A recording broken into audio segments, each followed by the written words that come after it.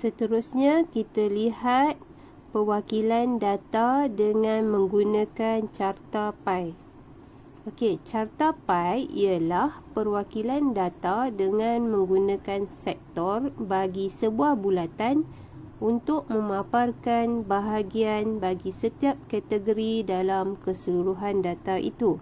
Okey, kita lihat contoh 5. Jadual berikut menunjukkan bilangan kereta model dinamik yang dijual oleh sebuah syarikat menjual kereta. Bina satu carta pie untuk mewakili data tersebut dan berikan justifikasi kepada kesesuaian perwakilan data ini. Okey, dalam jadual ini warna kereta ada merah, kuning, putih dan biru. Bilangan kereta berwarna merah ialah 9. Kereta berwarna kuning ialah 12. Kereta berwarna putih ialah 10 dan kereta berwarna biru ialah 5. Jadi bagaimanakah kita nak mewakilkan data ini dalam bentuk carta pie? Berikut ialah penyelesaian langkah-langkah untuk membina carta pie. Yang pertama, kita cari sudut sektor bagi setiap kategori. Okey, yang kedua, kita lukis sebuah bulatan dan bahagikan bulatan kepada sektor berdasarkan sudut yang dihitung. Seterusnya, kita labelkan setiap sektor dan yang terakhir sekali, kita tulis tajuk carta pie. Okey, kita boleh lihat tadi, okey, data tadi, warna kereta warna merah, bilangan kereta 9. Okey, pecahan dalam bulatan ialah 9/36. Sudut sektor ialah 9/36 darab 360 darjah bersamaan 90 darjah. Okey, 9/36 datang dari mana 36 ni? Okey, 36 ialah jumlah keseluruhan bilangan kereta. Okey, jika kita tambahkan 9, 12, 10, 5, jumlahnya ialah 36 buah kereta. Jadi, 9 kereta berwarna merah ialah 9/36. Jadi, untuk dapatkan sudutnya berapa darjah, kita darabkan dengan 360 darjah. Sebuah bulatan ialah 360 darjah. Jadi, kita dapat 90 darjah. Kereta berwarna kuning pula ada 12 buah. Jadi 12/36 dan sudut sektornya ialah 12/36 darab 360 darjah bersamaan 120 darjah. Seterusnya, kereta berwarna putih ada 10 buah, 10/36. Sudut sektornya ialah 10/36 darab 360 darjah bersamaan dengan 100 darjah. Begitu juga dengan kereta berwarna biru, ada 5 buah, 5/36. Okey, sudut sektornya ialah 5/36 darab 360 darjah bersamaan 50 darjah. Yang keseluruhan ini 90 darjah. Okey, keseluruhan 90 darjah tambah 120 darjah tambah 100 darjah tambah 50 darjah ialah 360 darjah. Okey, begitu juga dengan pecahan bulatan. Okey, apabila kita tambahkan 9/36, 12/36, 10/36, 5/36, akhirnya kita akan dapat satu bulatan penuh. Okey. Apabila kita sudah dapat sudutnya, jadi kita boleh lukiskan bulatan dengan mengikut sudut ini. Okey, untuk kereta berwarna merah, sudutnya ialah 90 darjah. Di sini sudut tegak. Kereta berwarna kuning, sudutnya ialah 120 darjah. Dan kereta berwarna putih 100 darjah. Serta kereta berwarna biru 50 darjah.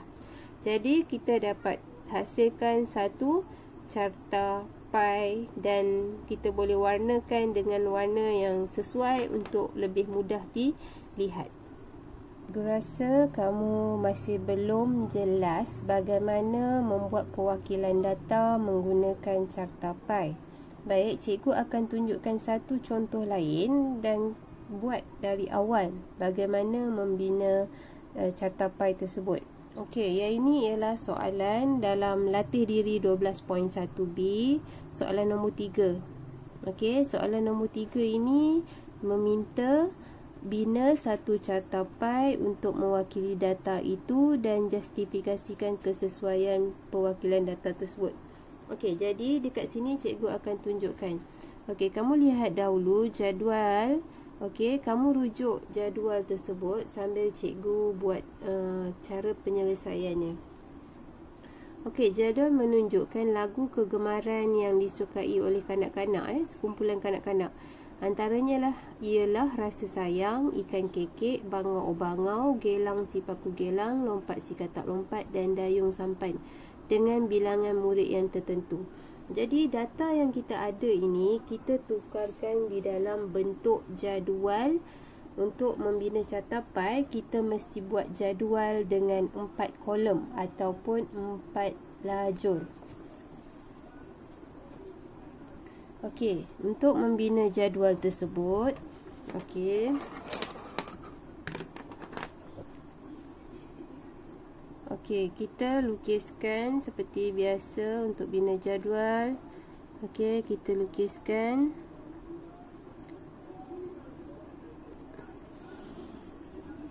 Okey. 4 kolom untuk jadual. Kolom yang pertama kita lukiskan, kita tuliskan nama soalan itu, iaitu lagu kegemaran kanak-kanak. Kemudian kolom yang kedua, bilangan kanak-kanak ataupun kekerapannya.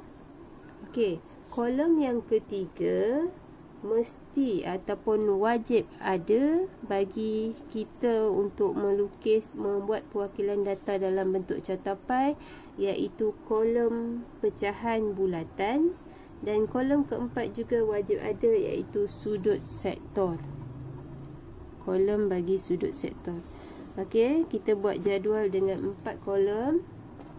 Okey, yang pertama kita tuliskan lagu kegemaran, nama lagu tersebut. Okey, yang kedua ialah kolom yang kedua ialah bilangan kanak-kanak. Kolom yang ketiga pecahan bulatan.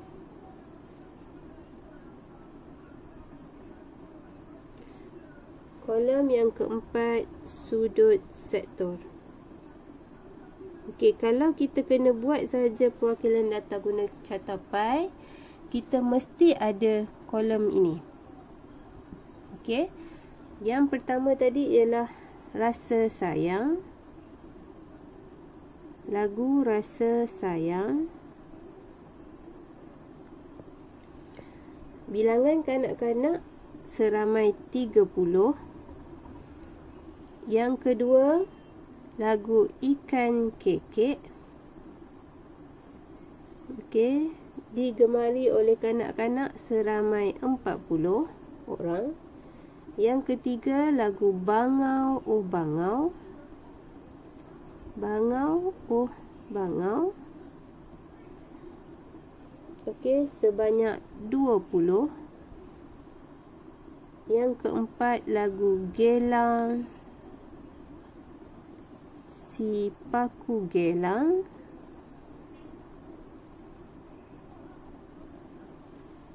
Sebanyak 15 kanak-kanak. Yang kelima, Lompat Si Katak Lompat.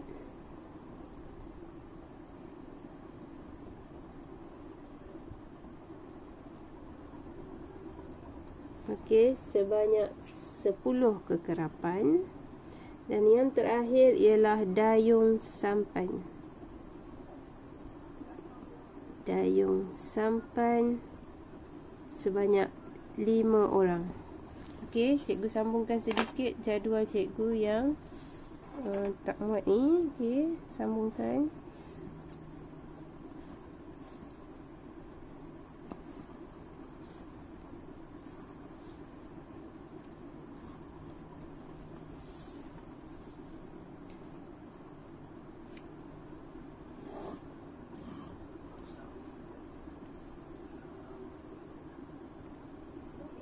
Yang terakhirnya kita tuliskan jumlah.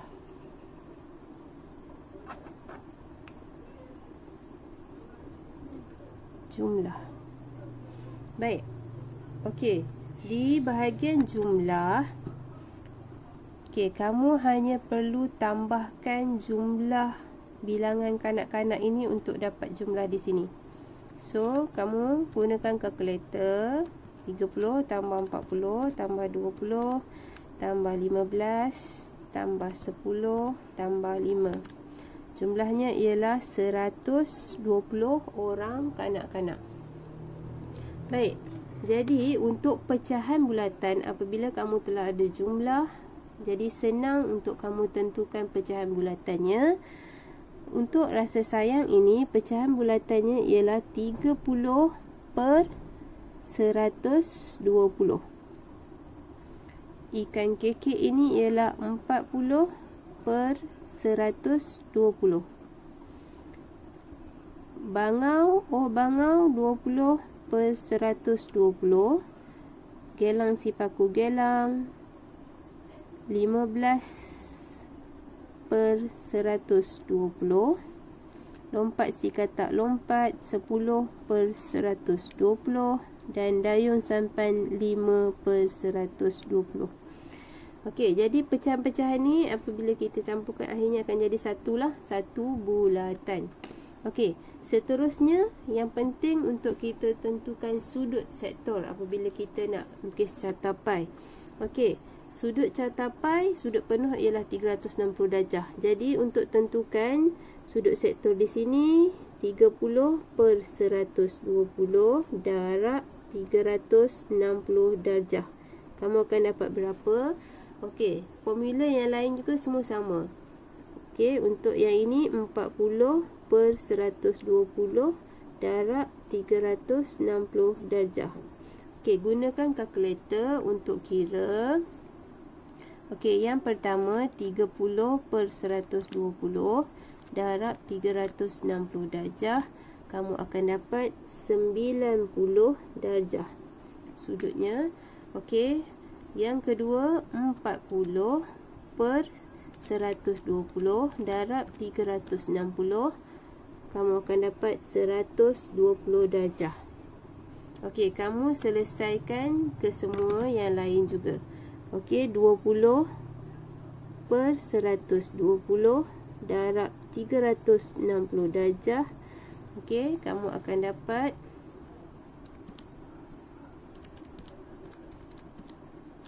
60 darjah. Baik, yang seterusnya kamu akan dapat 15 per 120 darab 360 darjah sama dengan 45 darjah. 10 per 120 darab 360 darjah bersamaan 30 darjah. Dan 5 per 120 darab 360 darjah bersamaan 15 darjah. Jadi jumlah keseluruhan ini kalau kamu tambahkan guna kalkulator, kamu akan dapat 360 darjah. Campur 60, campur 45, campur 30, campur 15. Kamu akan dapat 360 darjah di sini. Total sebuah bulatan. Okey, sekarang kamu dah ada jadual ini yang lengkap dengan sudut sektor. Jadi langkah seterusnya ialah kamu kena menghasilkan sebuah bulatan. Okey. Gunakan alat ini yang kita panggil jangka lukis untuk melukis bulatan. Kamu kena ketatkan betul-betul supaya pensel kamu tak terjatuh. Okey.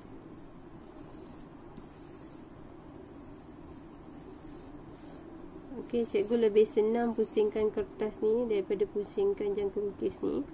Okey, di sini ialah titik tengah tadi. Okey, seterusnya untuk mudahkan cikgu menandakan sudut, cikgu buatkan sahaja sini di titik tengah tadi, gariskan palang ni untuk dapatkan sudut 90 darjah. Macam ni lebih mudah untuk cikgu tandakan. Okey. Tadi bacaan kita yang pertama. Okey. Rasa sayang sebanyak 90 darjah. Okey, jadi kita terus tandakan sudut 90 darjah sebagai di sini 90 darjah sebagai lagu rasa sayang. Okey, lagu rasa sayang. Okey, data kita yang seterusnya, ikan kekek 120 darjah. Okey, bangau bangau 60 darjah. Ada sudut yang lebih mudah lagi di sini ialah 45 darjah, iaitu lagu gelang si paku gelang. Cikgu akan lukiskan yang itu dahulu kerana sudut 45 darjah ialah bahagi 2 sudut 90 darjah. Okey, jadi dekat sini ialah sudut 45 darjah lagu gelang si paku gelang.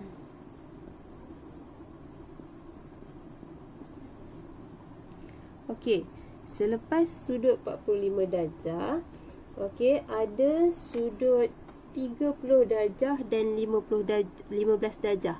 30 darjah campur 15 darjah juga ialah 45 darjah. Jadi kita gunakan sudut di sini sahaja.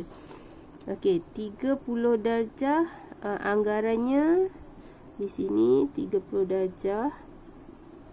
Dan sini ialah 15 darjah. 30 darjah ini lagu lompat, katak lompat.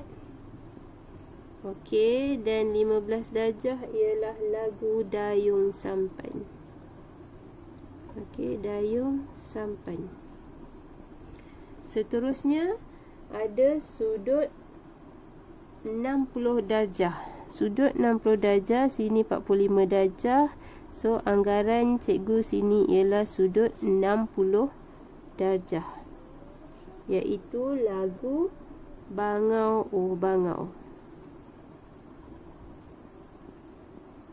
Okey, lagu bangau oh bangau. Jadi, baki yang ada di sini ialah 120 darjah. Sudut bagi lagu ikan kekek. Okey. Jadi, kamu boleh colourkan, warnakan perwakilan data ini dengan warna-warna yang lebih menarik supaya kamu akan dapat hasil yang lebih presentable ataupun lebih cantik untuk dilihat. Seterusnya, kita lihat perwakilan data menggunakan graf garis. Okey, graf garis ialah perwakilan data yang digunakan untuk memaparkan perubahan data dalam satu tempoh masa. Okey, datanya diwakili oleh titik-titik yang disambungkan dengan garis lurus. Okey, kita lihat contoh 6. Jadual berikut menunjukkan suhu pesakit dalam suatu tempoh tertentu. Bina satu graf garis untuk mewakili data tersebut dan berikan justifikasi kepada kesesuaian perwakilan data ini. Jadi kita, sebab ada satu tempoh masa, jadi sesuai kita guna graf garis.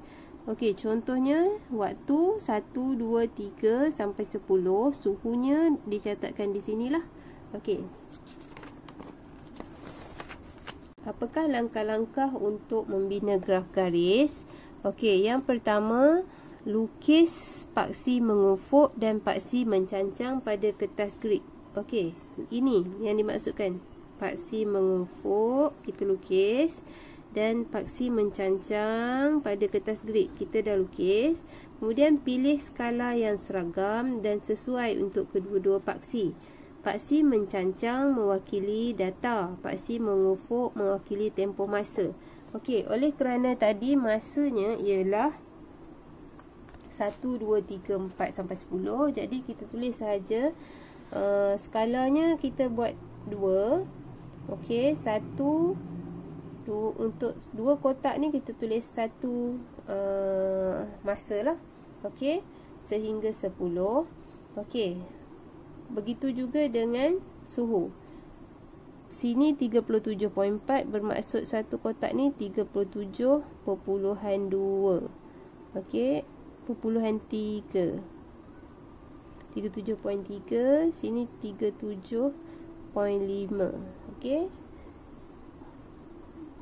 Kemudian setelah kita pilih skala ini, kita plotkan titik-titik dan sambungkan dengan garis lurus. Okey, dalam data tadi yang pertama, pada masa yang pertama, datanya ialah suhunya ialah 37.8. So kita pangkah di sini. Pada masa yang kedua, suhunya ialah 37.9. Okey, sini 37.8, 37.9. Okey, begitulah seterusnya. Pada masa ketiga, 38.2. Okey, apabila kita sudah plotkan, kita gariskan, sambungkan sahaja titik-titik tersebut menjadi satu garisan seperti ini. Dan akhirnya kita tulis tajuk graf garis tersebut, iaitu suhu seorang pesakit. Okey. Baiklah, kita teruskan dengan langkah-langkah untuk membina graf garis berdasarkan soalan latihan latih diri 12.1b. Soalan nombor 4. Okey, di sini cikgu dah ada salin soalan tersebut. Okey, soalannya ialah jadual di bawah menunjukkan tinggi Kamil dalam tempoh 6 tahun. 6 tahun ya. 1, 2, 3, 4, 5, 6. Dalam tempoh 6 tahun. Bina satu graf garis untuk mewakili data itu dan justifikasikan kesesuaian perwakilan data tersebut. Jadi sekarang kita perlu bina graf garis. Okey, seperti dalam contoh buku teks sebelum ini, cikgu tunjukkan langkah-langkah untuk membina graf garis seperti muka surat 272. Okey, jadi yang pertama sekali untuk membina graf garis ialah kita perlu melukis paksi mengufuk dan paksi mencancang pada kertas grid. Okey, kita ada kertas grid. Ini contoh kertas grid yang cikgu ada. Jadi kita perlu melukis paksi mengufuk dan paksi mencancang. Kita sudah lukis paksi mengufuk dan paksi mencancang. Okey, dalam soalan tahun yang ada ialah tahun 2011 sehingga 2016. Jadi di paksi mengufuk, cikgu akan tuliskan tahunnya. Kita pilih skala yang seragam dan sesuai untuk kedua-dua paksi. Okey, yang pertama tahun 2011, yang kedua tahun 2012, yang seterusnya tahun 2013 dan tahun 2014, terusnya tahun 2015 dan terakhirnya ialah tahun 2016. Okey. Jadi di sini cikgu labelkan sebagai tahun. Okey, di sebelah sini cikgu labelkan sebagai tinggi. Baik, di sini ialah tinggi. Tinggi dalam sentimeter. Okey, jadi yang pertama kita bermula daripada, okey, jika ikutkan dalam soalan, okey, tingginya tahun 2011 tu ialah 145. Jadi skala yang sesuai kita nak guna, kita boleh bermula daripada 130,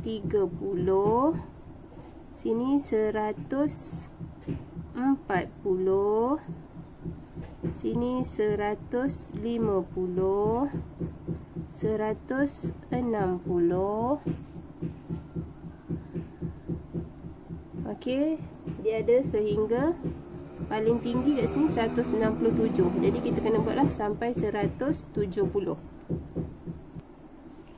Baik.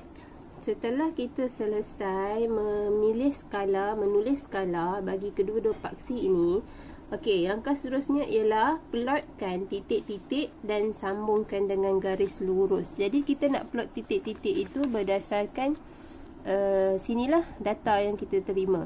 Okey, data yang kita ada tahun 2011. Okey. Okey, data yang kita ada tahun 2011, ketinggiannya ialah 145. Jadi di sini ada 10 kotak kecil ya bagi setiap satu ni. Jadi 145. 140, 1 2 3 4 5. Sini ialah 145. Okey, di sinilah pada tahun 2011. Kita pangkahkan di situ. Okey, pada tahun 2012 150. Tinggi kamil 150 pada tahun 2012. Pada tahun 2013 tingginya ialah 153, 51, 150, 51, 52, 53. Okey, di sini 153. Pada tahun 2014 160. Okey, pada tahun 2015 164, 60, 61, 62, 63, sini 64, 164. Dan pada tahun 2016 167, 65, 66, 67 sini. Okey, sini ialah 167. Okey, jadi kita sudah selesai plot titik. Langkah seterusnya ialah sambungkan dengan garis lurus. Okey. Okey, kita boleh sambungkan titik yang kita dah buat ni tadi.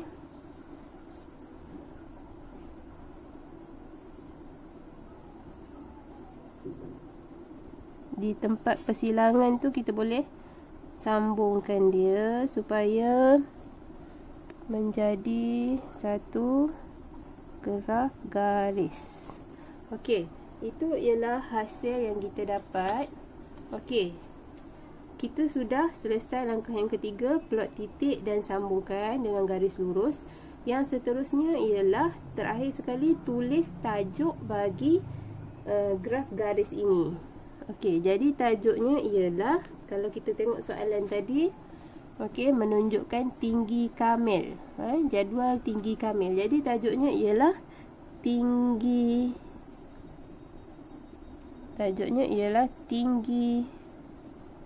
kamil. Okey, bila kita tengok jadual ni, kita tahu ini merujuk kepada tinggi kamil pada tahun 2011 hingga 2016. Bagi sebuah graf garis, paksi yang mengufuk ini biasanya mewakili tempoh masa, manakala paksi yang mencancang ini biasanya mewakili nilai kekerapan. Okey, bagi soalan yang kamil ni tadi, justifikasikan kesesuaian perwakilan data. Okey, kita boleh kata graf garis sesuai untuk menunjukkan perubahan ketinggian kamil dalam tempoh 6 tahun. Sebab itulah kita guna graf garis.